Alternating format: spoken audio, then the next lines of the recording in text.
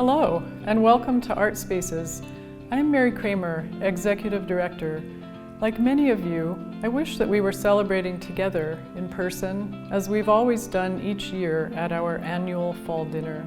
However, like most other organizations, we've canceled our public events until we can safely gather. And so I am very grateful that you're joining Art Spaces right now and giving us this opportunity to share a few of our many accomplishments, and also to offer you a glimpse into our immediate future by providing you with a preview of coming attractions. Art Spaces is now 15 years old, and for all of those years, I've had the good fortune to be part of this amazing effort to bring public art to Terre Haute. Although I may be the person at Art Spaces that many of you recognize most quickly, during those 15 years, we've had so many phenomenal volunteers, including well over 100 board and committee members that have played and continue to play such an important role. I've been blessed with terrific staff support, including my current wonderful co-worker, Operations Manager Kim Schwiby. All of these people have contributed to our community in many unique and important ways. I'm grateful to all of them, as well as to so many people in Terre Haute who've been receptive and supportive of our burgeoning public art collection, which has now grown to 20 works of art. For a small nonprofit, 20 public sculptures in 15 years is fairly remarkable, particularly when you consider that in most cities, public art organizations are government funded. I will say that our city, although not our central funding source, is very supportive and contributes to art spaces through arts grants, as does the state through the Indiana Arts Commission, and we're grateful for that support. But I want you to know that most of our operational support comes from generous individuals like you, as well as our business community, philanthropic groups, and local foundations.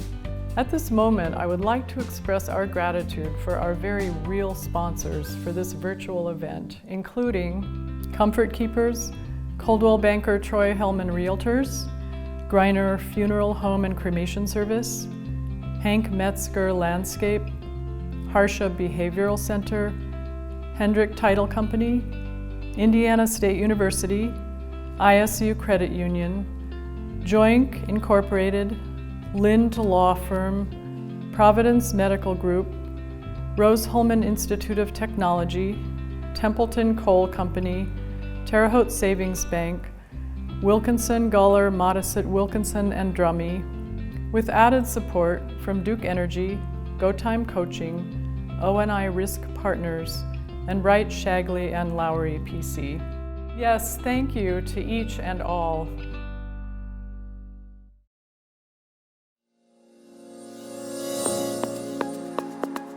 Jack Becker, a well-known pioneer in the field of public art, wrote, "Public art is evidence of our shared humanity." Perhaps this explains why people have such immediate responses to public art, and why public art is having so much impact worldwide, and why public art has become important in our own community. As we move forward into our next 15 years, we are well aware of the challenges that confront our shared humanity and the importance and the potential for public art to build cultural understandings and create truly inclusive environments for everyone in our community. 15 years ago, Art Spaces' primary purpose was to contribute to Terre Haute's revitalization through building a collection of site-specific sculptures that would increase access to the arts, beautify the city, and help motivate new businesses to locate here.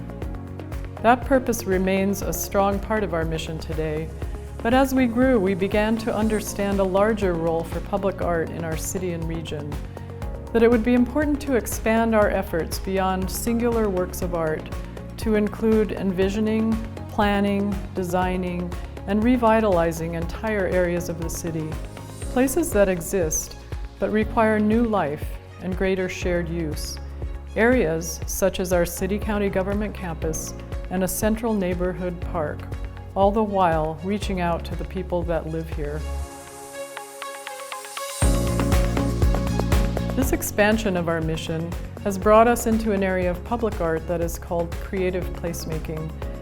Within the arts industry, the placemaking movement has been at the forefront of a desire to empower people who live in cities, towns, and villages to realize that they can imagine, envision, and build places to interact, to talk, and to dream together, places that offer barrier-free settings which are welcoming and inclusive, places where our shared humanity can flourish. There's probably no more critical time than right now for all of us to be interacting in safe, public, meaningful, and accessible outdoor settings. When we started Art Spaces, we could never have envisioned the new meaning that outdoor gathering spaces would acquire as they have in 2020. In a few minutes, you will get a glimpse into 2 projects that will offer new public places, designed through ideas generated by members of our community. In other words, those offered by many of you. But first, please enjoy a captivating array of some of the works that have defined our first 15 years. Look carefully at this map, which shows where all 20 of our sculptures are located. We have asked current Art Spaces board member Sherry Daly and longtime Art Spaces friend Murray Pate to take you on a guided tour of several pieces in our collection. We'll start east of the city on Highway 40, the historic National Road, with Art Spaces' very first sculpture, and travel west toward the Wabash River. Murray begins our tour. Flame of the Millennium by Mexican artist Leonardo Nierman is located on the campus of Rose-Hulman Institute of Technology. This was not only Art Space's very first sculpture, it is also the first in the collection that visitors see as they enter the city from the east, and it is quite impressive. It's 45 feet tall and fabricated from brightly polished stainless steel. A closer view reveals how the mirrored finish reflects the changes that take place throughout each day. Changes in the light, the weather, and the seasons. Sam Hulbert, who was the president of Rose-Hulman when this sculpture was erected, was once asked, "Why do you have so much art on the campus of a school that is devoted to technology?"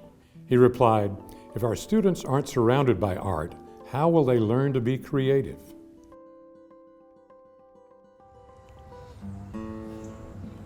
To reach our next sculpture, we briefly leave the National Road to visit the largest of our city's many beautiful parks, where we find a sculpture by Obi Simonis of Boston, Massachusetts, On the Wings of Flight.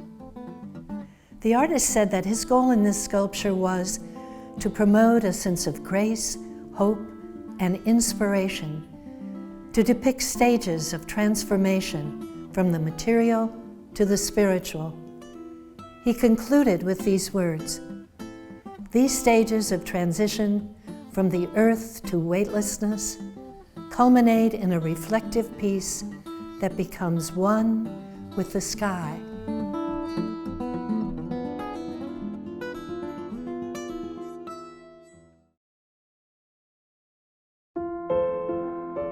We return to the historic National Road, US 40, which is now Wabash Avenue, and travel past Tree by Mark Wallace and Composite House for Terre Haute by Lauren Ewing.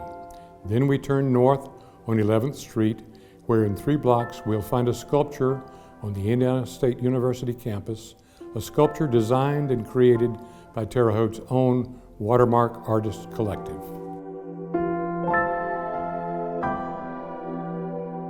Solar Sycamore demonstrates ISU's enduring commitment to environmental sustainability. Each evening, its blue lights illuminate the darkness in a design that honors one of ISU's most iconic symbols, the sycamore leaf. The poet, Brianna Stockham, wrote that the sycamore shines bright like a star on the darkest of nights. This sculpture shines in bright blue, what many people in Terre Haute think of as sycamore blue.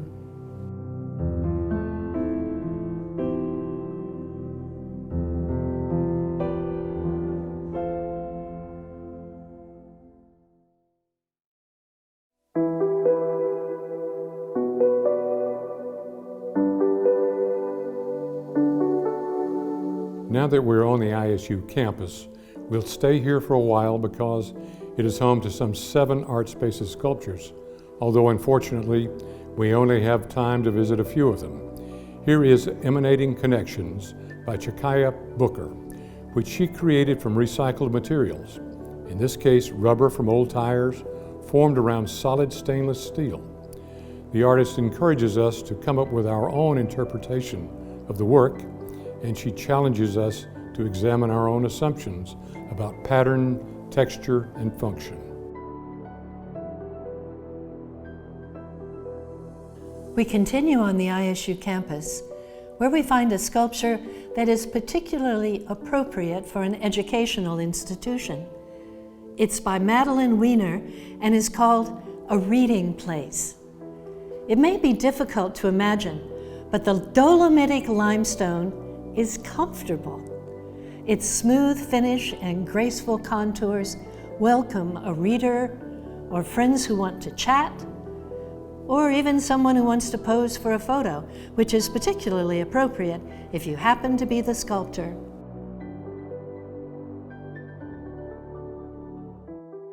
Just around the corner in front of the Student Recreation Center is Runner. When the sculptor, Douglas Kornfeld, spoke at its dedication in 2009, he provided an important insight into why public sculpture is important. He observed that it is like a message in a bottle because it tells future generations who we were, what we were like, and most importantly, what we cared about.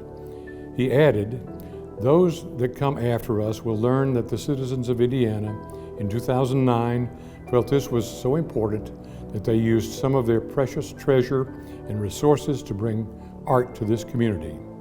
Kornfeld's words thoughtfully capture the spirit with which contemporary artists approach site-specific pieces for art spaces and other collections, the merging of art and community to tell a story, to energize and inspire.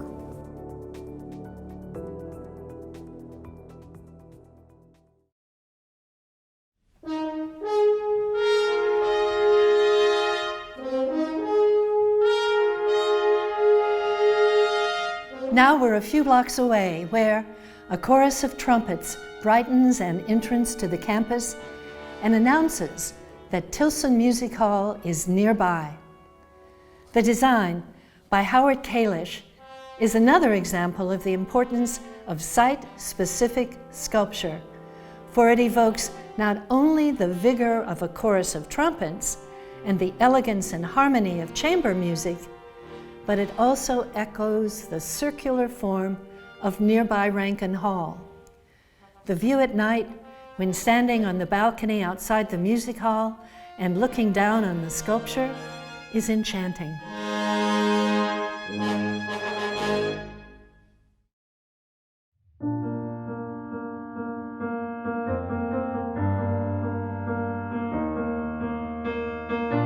We leave the campus to visit the heart of our city, the corner of 7th and Wabash, which is also a vital part of the 4140 Arts and Culture District. Here we find Max Ehrmann at the Crossroads, a sculpture that invites visitors to sit, as Max himself often did, and reflect on a line he has just written in his notebook, a line that describes Terre Haute perfectly. It reads, "Here's the world in miniature." The artist, Bill Wolfe, was inspired by the writings of our Max, particularly Desiderata, which includes this thought: "You are a child of the universe, no less than the trees and the stars. You have a right to be here." Visitors can read the complete text on a nearby pedestal and reflect on individual lines that are a part of the sidewalk. As we sit on the bench next to Max, perhaps these words from another of his poems will come to mind. As he reflects on his life and work, he laments, "I was not called for greater tasks than these brief, half-born songs. I was not called to smite the lyre and right a nation's wrongs. Not even was I bidden touch the fingertips of fame. But in the eddies of a stream, I scrolled my name It is ironic that 75 years later, his writings are not only remembered and revered, but also that he is immortalized with a bronze sculpture that we hope will anchor Terre Haute's downtown for many years to come.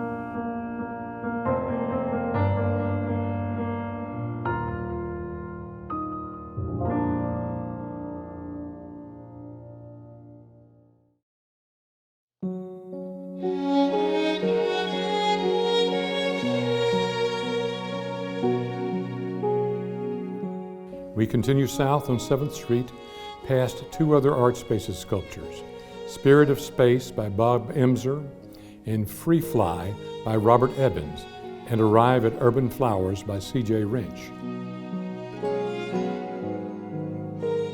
Its lively colors and uplifting design seem to celebrate an eternal spring even in the midst of the most dismal winter day. And Urban Flowers brings to mind a quote from Theodore Dreiser: "I respect all people who love flowers."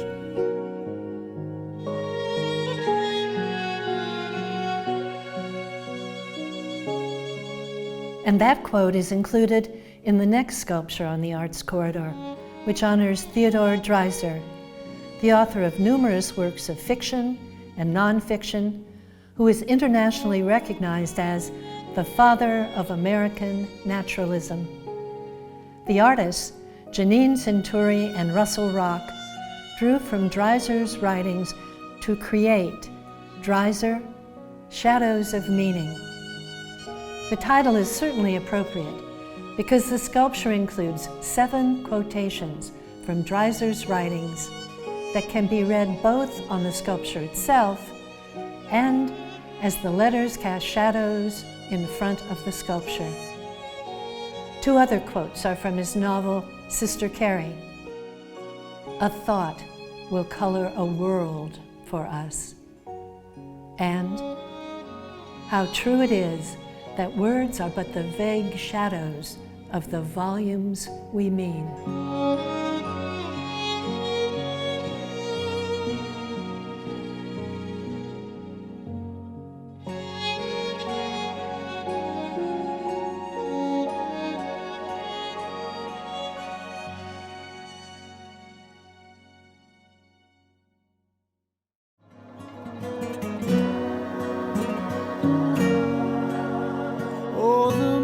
It's fair tonight along the Wabash. Our final stop takes us to another of Terre Haute's beautiful parks. This time we are at Fairbanks Park, our only riverside park, where we find a sculpture by Teresa Clark. A Song for Indiana honors Paul Dresser, who was Theodore Dreiser's brother and the composer of our beautiful state song, On the Banks of the Wabash Far Away.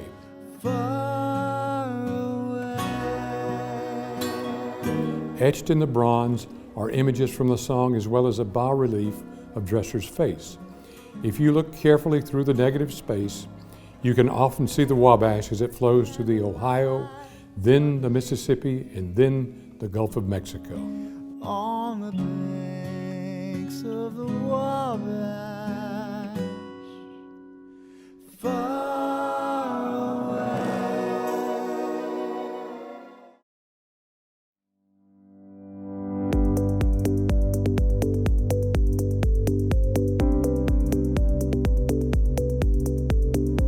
My name is Sammy Giannopoulos. I spent 3 years of college working as an intern at Art Spaces. Now I've graduated, but continue to help out several hours a week, particularly with educational and promotional materials.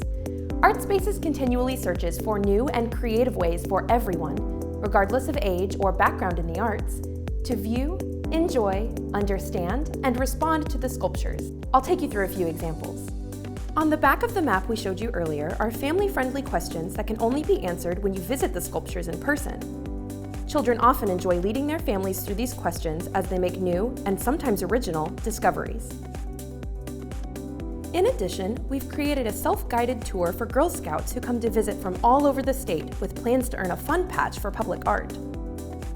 In order to help teachers expand their instructional materials, we have developed a PowerPoint and printed resources that we provide free of charge to art teachers and writing tutors in Vigo County and beyond. They are designed to link aspects of public art to the school curriculum. Most recently, we have designed coloring pages inspired by the sculptures for anyone who likes to color, regardless of age, and it's a way to get to know the sculptures too. These pages, like most of the resources I mentioned, are available to download from our website, or you can call us or come by the office for hard copies. Art Chatter is our public conversation series, which offers a chance for people to learn about public art from professional artists and to discuss current topics. The Art Spaces series will resume as soon as it's safe to do so. At the same time, the internship program will resume, which makes me happy because it was such a great experience for me and has led me to other arts employment opportunities.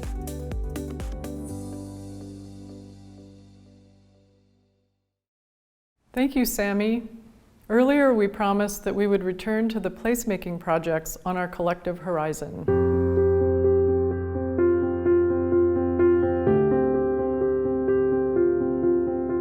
The first and most immediate is Turn to the River, a multi-year project to reconnect Terre Haute's downtown with the Wabash River through public art and design. Members of our community, guided by professional artists and designers, provided ideas through the planning, concept, and design phases. All of those ideas are included in final design development and construction documents being prepared by Taylor Siefker Williams Design Group of Indianapolis. As we prepare for the spring 2021 construction of the plaza between Terre Haute City Hall and the Vigo County Courthouse, artist Brad Goldberg is already hard at work on the engineering and final specifications for his sculpture and water feature that will help to define that space. He was selected through a national search that resulted in 50 applicants. Eventually, his process will include many hours working with a quarry in Minnesota to fabricate the artwork. Brad joins us today from his home office in Dallas, Texas, to share some insights on how he arrived at his design, impressed by our city's close alignment with the Wabash River, the precious and vital national resource that defines our chosen location. Now that I'm formally involved with the project, it's really one of my fondest wishes that the piece becomes a location as a meeting place, a place, rather than just a piece of sculpture. And it's my hope that it's a meeting place for people to come and gather in between the courthouse and the city hall, a place to reflect, a place to talk, a place to get a breath of air. The site is one that can be filled with stress, so it's a piece that's very quiet and a piece that generates calm, and it's my desire that that calm transcends into the people that use the space.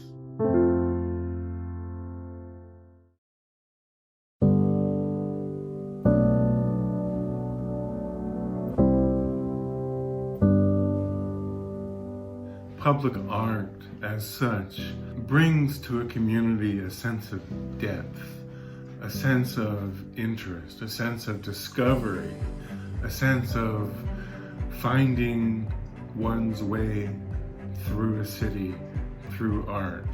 There's a kind of soul that public art brings to a community that is just beyond bricks and mortar and touches people at their heart. Some people may not notice it initially. Some people may notice it on their second visit. Some people will fall in love with it, and some people will just find it to be a place that is ultimately just part of the community. I like to think that with many experiences I've had layered over one another, I'm hoping that my work reflects a cultural collage that's more in keeping with artistic truths than passing fashions. It's something that I strongly believe in, that there's an archetypal nature of the work that transcends time that is fresh now and will be fresh in the future. In order to understand my true work as an artist, it's important to understand my intimately intertwined relationship with Diana Goldberg, my wife and partner, with whom we collaborate and have collaborated for many years on projects. We each bring strengths and weaknesses to projects, and together we create a whole that has been successful in creating over 70 public projects over a period of 40 years. I like to think about this piece as something that is a microcosm of the Wabash River itself, a piece that points to the river and is thus part of Turn to the River project, in that it helps discover the aura of the river.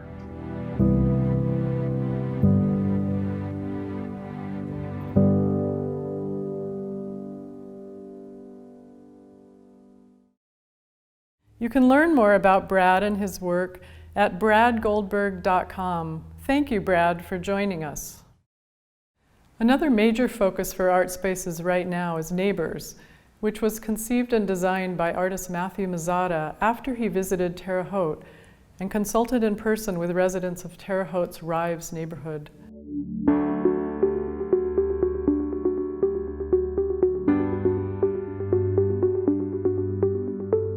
Matthew's compelling idea is in direct response to the residents' input, their concerns, their needs, and most importantly, their dreams for their neighborhood.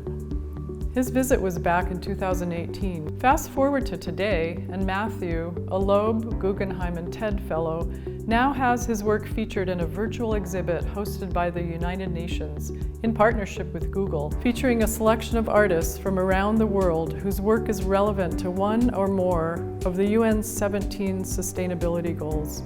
Neighbors is included in that exhibit. Neighbors is a public artwork for Terre Haute, Indiana, specifically the Rives neighborhood. The location of this public art project is in the park in the middle of the neighborhood.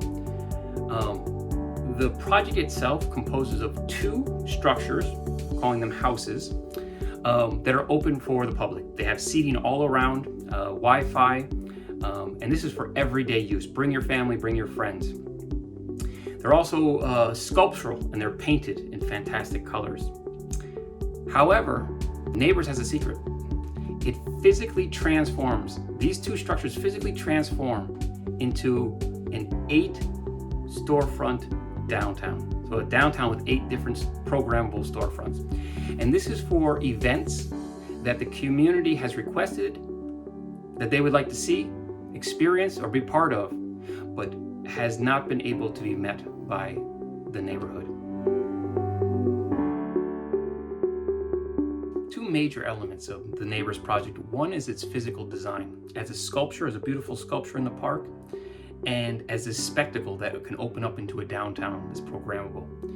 The other element of Neighbors is its overseeing body, and this is like a human network. The reason we're building this, and it's actually at this point, I think it's a consortium of 28 different organizations, from residents, community groups, businesses, the universities, mayor's office, city people, is because we want to make sure this project makes it into the future. That it's not just a one and done kind of situation, but this is something that needs to be organized and perform at a very high level and is directly responsive to the community. So what's going to happen is this overseeing body will be in contact, direct contact with the community. When the community goes, wow, that was a really great event. What about sports and health? And so once we take in something like that, or the overseeing body as it lives on, here's something like that, it will then be able to reach out to, hey, what can we do in terms of sports? What can we do in terms of health? And they'll reach out to a number of different organizations that will be able to program those storefronts. So actually when you go down for that event, or you go into that downtown, what you'll actually have is a downtown all dedicated to sports. That will close up after the event and everything's great. And you get the example, go on. So it might be computer literacy for people that don't have much time around a computer, to people that are gaming and doing all kinds of crazy stuff. It might be a whole downtown event dedicated to that. And that can go on to health, get your blood pressure, hey, nutritional advice, whatever it may be. Each event, when Neighbors opens, will have a dedicated theme, so that when people arrive, they'll see something that they've never seen in their neighborhood, especially in that concentration, and it will have a diversity to it in terms of your access, maybe what you want, maybe what you've never seen before. And that's basically the two elements of Neighbors, the actual physical structure and then the programming body that's going to be built of both community members and others that make up the Terre Haute community.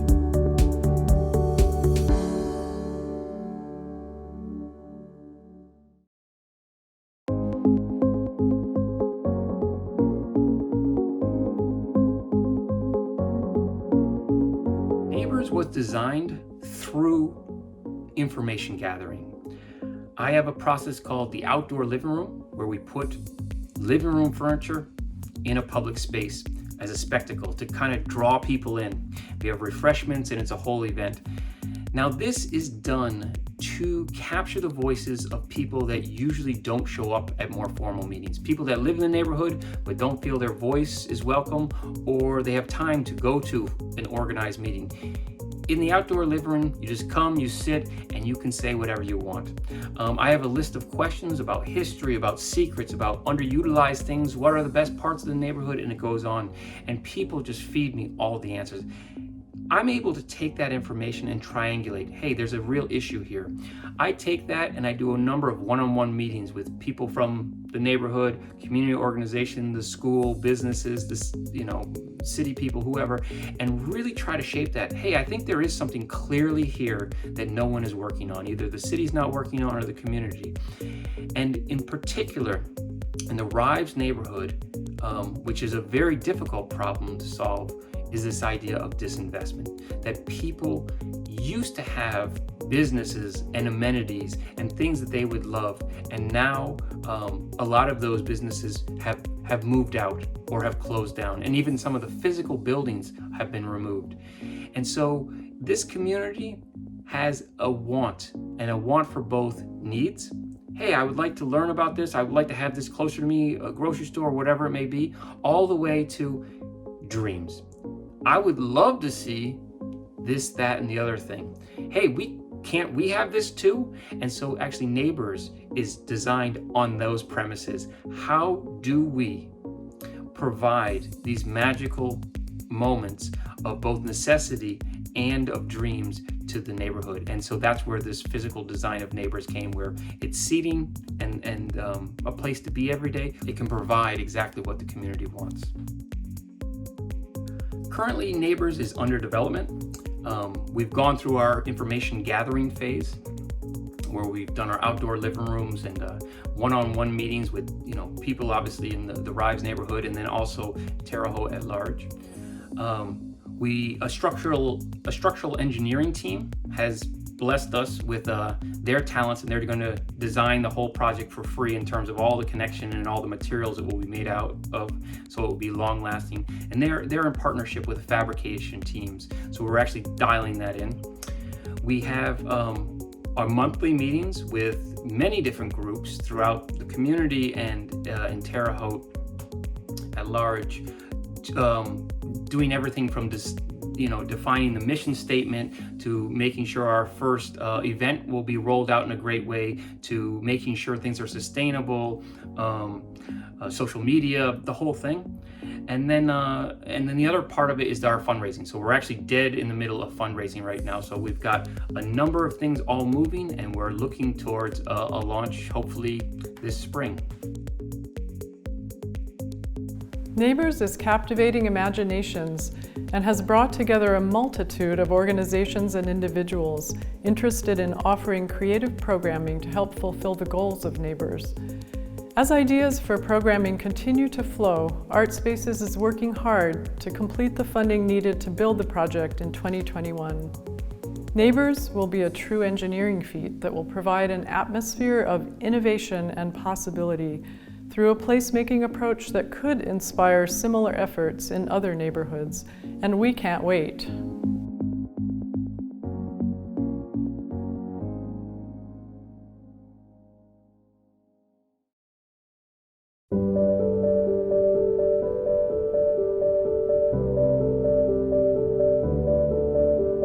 Condensing into this short program the work we have done over the past 15 years and the large-scale projects that are underway for the next several has been an interesting challenge.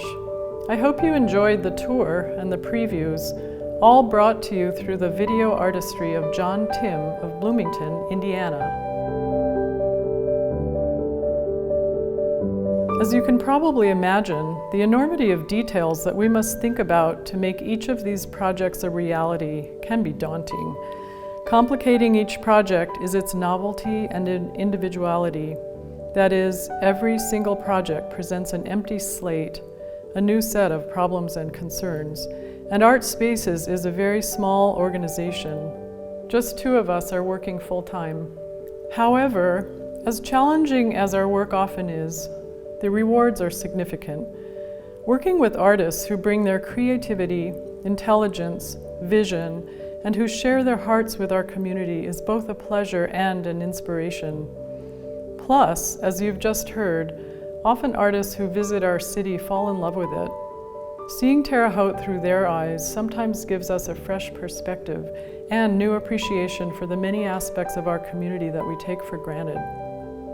Ultimately, as the artists merge their imaginations with our projects, we realize more and more the ways in which creative thinking and placemaking encourage us all to see in a new way. I trust you share a similar vision of our continuing potential to help in the revitalization of our community. But also, as a community, we have only just begun to understand the impact that creative thought and design can have on our living environment and our city's ability to sustain itself. There is so much more to come. Perhaps the most important word in our mission is the word public. Most of our operating expenses, that is, money that allows us to continue to provide projects and programs for everyone who lives or works in or visits Terre Haute, comes from individual donations. Needless to say, those funds are especially critical this year because we have canceled all 3 of our fundraising events. If you are able to help us with a contribution, there are easy ways to do that. Go to our website and click on the PayPal link. You can easily donate there with a credit card. Or send a check made out to ArtSpaces to 669 Ohio Street, Terre Haute, Indiana, 47807. If you're interested in becoming a funding partner for any of our upcoming projects, I would be delighted to discuss options with you. You may contact me directly at 812-235-2801, extension 4. Let's start a conversation. This video will be posted on our website and shared via Facebook. Feel free to share it with your family and friends. Also, if you have questions, ask us via Facebook or email us at info@wabashvalleyartspaces.com. As I say goodbye, on behalf of everyone at ArtSpaces, please remember that we will get together again soon at next year's dedications, at our spring luncheon, at our Arts and Crafts Brew-Off, at our annual dinner, or at other events. We all thank you for your continuing support and above all for your encouragement.